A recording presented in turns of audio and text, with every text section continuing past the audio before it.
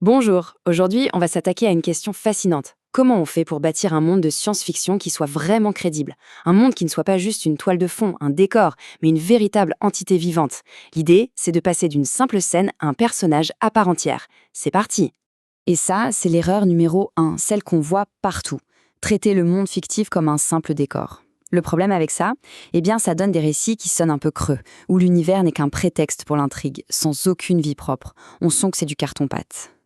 Alors, le changement de perspective qu'il faut opérer est radical. Il faut vraiment basculer. On oublie le décor, qui est statique, en arrière-plan, creux, et on se met à penser au monde comme à un personnage, une entité qui évolue, qui est vivante, qui a sa propre logique interne. C'est vraiment ça, cette bascule, qui va donner toute sa profondeur à un univers. Alors, creusons un peu cette idée fondamentale, le monde comme personnage. On le voit comme une entité vivante avec sa propre histoire, ses propres tensions. Parce qu'un monde personnage, eh bien, il a un passé, des conflits qu'il traverse, parfois même des contradictions. Il n'est jamais neutre, il est actif. On pourrait presque dire qu'il a sa propre psychologie, exactement comme le héros de l'histoire. Et surtout, cette relation est dynamique, c'est un va-et-vient permanent. Le monde façonne ses habitants, leur société, leur manière de penser, et en retour, les habitants transforment le monde par leurs actions. C'est une sorte de boucle de rétroaction constante. Et c'est ça qui nourrit le récit. Bon, d'accord. Mais comment on construit cette logique interne concrètement? On passe maintenant aux fondations. Tout part de l'établissement de règles claires qui vont gouverner cet univers. Ce sont les piliers sur lesquels tout le reste va pouvoir se construire. Et il y a une hiérarchie, une sorte de cascade logique. Tout commence à la base avec les lois fondamentales, la physique, la biologie de ce monde. De ces lois découlent ensuite les technologies qui sont possibles. Puis, de ces technologies, émerge ce qu'on peut appeler une écologie au sens large, c'est-à-dire comment tous les systèmes interagissent.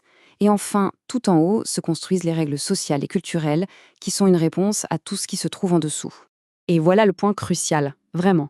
La cohérence, la vraie, elle ne vient pas du fait que chaque niveau est parfait dans son coin. Non, elle naît de la connexion entre ces niveaux, des liens de cause à effet qui les unissent. Une culture, par exemple, elle ne sort pas comme ça, d'un chapeau. C'est la conséquence directe d'une technologie qui elle-même est le produit d'une biologie et d'une physique bien particulières. Tout est lié. Cette idée nous amène tout droit à une métaphore très utile, la pyramide du world building. C'est une image qui illustre parfaitement le rapport entre tout le travail de création de l'auteur et ce qui est finalement visible dans le récit. Imaginez une pyramide. Sa base, immense, c'est tout ce que la personne qui crée le monde sait. C'est un volume de connaissances énorme. L'histoire complète sur des siècles, les plans détaillés des technologies, les mythes fondateurs, le fonctionnement de l'économie, bref, tout l'arrière-plan. Un peu plus haut, au milieu de la pyramide, on trouve une sélection. Ce sont les éléments de la base qui sont directement pertinents pour l'intrigue et les personnages. Tout n'a pas besoin d'être montré, évidemment, mais ce savoir qui existe en dessous, il influence chaque choix de l'histoire. Et tout en haut, il y a la pointe de la pyramide, toute petite. Ça, c'est la fraction minuscule du monde que le public découvre directement en lisant. Mais cette petite pointe, elle ne flotte pas dans le vide. Elle est solidement soutenue par toute la masse invisible de la pyramide en dessous. C'est ce qu'on appelle l'asymétrie essentielle. L'auteur doit savoir beaucoup plus que ce qu'il ne montre. Et attention, ce savoir caché, ce n'est pas du travail perdu, loin de là. Au contraire, c'est précisément ce qui donne au monde sa densité, son épaisseur. Le public sent que l'univers existe au-delà des pages, qu'il a une profondeur qui n'a pas été entièrement explorée. Hemingway avait une image pour ça, la théorie de l'iceberg. Il disait que la dignité du mouvement d'un iceberg tient au fait que seulement 1/8 de sa masse est visible. Toute la force de ce qu'on voit vient de ce qui est délibérément laissé sous la surface, mais qui existe bel et bien. C'est exactement le même principe pour un monde de science-fiction. Très bien, mais alors comment on fait pour révéler ce monde sans tomber dans le piège de la surexplication? C'est tout le défi qui consiste à éviter ce qu'on appelle l'infodump, le cauchemar de l'immersion. L'infodump, c'est ce passage un peu lourd où le récit s'arrête net et on a droit à un cours magistral sur le fonctionnement d'un vaisseau ou l'histoire politique d'une planète. C'est très tentant de le faire parce qu'on est fier de son monde, mais ça a un effet terrible. Ça sort le public de l'histoire et ça casse complètement le rythme. Heureusement, il y a des techniques pour ça. On peut faire passer l'info à travers un conflit. Une technologie tombe en panne et on comprend comment elle marche en voyant le personnage la réparer. On peut passer par l'expérience sensorielle, ce que ressent un personnage qui utilise un appareil. On peut distiller l'information par petits bouts, de manière fragmentée, ou encore la confier à un personnage qui l'incarne et dont les émotions vont colorer cette information. Tout ça nous amène à l'objectif final. Le but de tout ce travail n'est pas de prouver à quel point sa construction est rigoureuse. Le but, c'est de la faire ressentir. La rigueur scientifique, la cohérence des systèmes, toute la base de la pyramide, tout ça doit rester sous la surface, invisible. Mais son effet, lui, doit être omniprésent.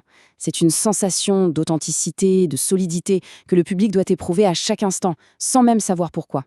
Et pour vérifier si cette cohérence est bien intégrée au récit, il existe un petit outil d'une efficacité redoutable, un outil qui tient en un seul chiffre, 3. C'est la règle des 3 conséquences. Pour chaque élément majeur du monde, une technologie, une loi physique différente de la nôtre, il faut se poser la question, quelles sont ces 3 conséquences les plus importantes? Et ensuite, l'étape cruciale, il faut s'assurer que ces conséquences ne sont pas juste expliquées dans un dialogue, mais qu'elles sont vécues, incarnées dans l'intrigue, dans les personnages, dans les décors. Si ce n'est pas le cas, alors cet élément reste superficiel, juste une idée plaquée. On a souvent tendance à opposer la cohérence et l'originalité. C'est un faux débat. En réalité, l'originalité la plus profonde, la plus intéressante, ne vient pas en brisant les règles au hasard. Elle naît quand on applique ses propres règles avec une rigueur absolue jusqu'à leurs conclusions les plus étranges et les plus inattendues. C'est en suivant sa propre logique jusqu'au bout qu'on finit par découvrir des territoires narratifs complètement inexplorés. Et finalement, la question reste posée. Est-ce que la véritable invention, c'est d'ignorer les contraintes ou au contraire de les embrasser tellement fort qu'elles nous forcent à aller là où personne n'était jamais allé? C'est peut-être ça, au fond, le cœur du world building.